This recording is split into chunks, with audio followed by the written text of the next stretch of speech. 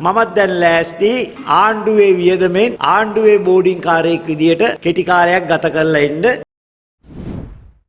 ආණ්ඩුව දැන් කුමන්ත්‍රණය කරමින් ඉන්නේ නොවැම්බර් 21 වෙනිදා නුගේගොඩ පැවැත්වෙන මහජන හඬ රැලියට පෙර අඩුම ගන්න සති දෙකක්වත් මාව ඇතුලේ තියෙන එක තමයි ආණ්ඩුවේ සැලසුම බවට පත් වෙලා තිබෙන්නේ. ගම්මන්පිල සිරගෙදරට කියන නාටකේ නාඩගමේ සත්වන ජවනිකාව තමයි දැන් කරලියේ රඟ දක්වමින් තිබෙන්නේ. මීට කලින් 6 වතාවක් මාව අත්අඩංගුවට ගැනීමට ආණ්ඩුව උත්සාහ කළත් ඒ පදනම් විරහිත දිවේශසාගත අත්අඩංගුවට ගැනීම නීතිපතිතුමාගේ අධිකරණයේ මැදිහත් වීමෙන් විවර්ත කරන්න අපට හැකි වුණා. 7 වෙනි වතාවේ නම් මමත් ලෑස්ති හිරේ ගිහිල්ලා මේ මල කරදරේ ඉවරයක් කරගන්න. ඇයි දෙයියනේ හැමදාම මොකක් හරි බොරු චෝදනාවක් නගමින් අත්අඩංගුවට ගන්නවා කියනවා.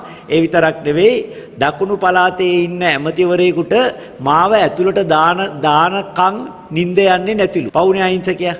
ඔහොම නිදි මරන්න හොඳ නෑනේ. නිදි මරලා අසනීපයක්වත් වුණොත් ඉතින් ඒ ආණ්ඩුවේ නායකයන්ට අනුකම්පා කරලා මමත් දැන් ලෑස්ති ආණ්ඩුවේ වියදමෙන් ආණ්ඩුවේ බෝඩින් කාර්යයක් විදියට කෙටි කාලයක් ගත කරලා ඉන්න. ඒතර මේ ආණ්ඩුවේ නායකයන්ට තියෙන ලෙඩේ හොඳ වෙයි කියලා අපි බලාපොරොත්තු වෙනවා. එසැන ජනතාවගේ තොරතුරු දැනගැනීමේ අයිතිය වෙනුවෙන්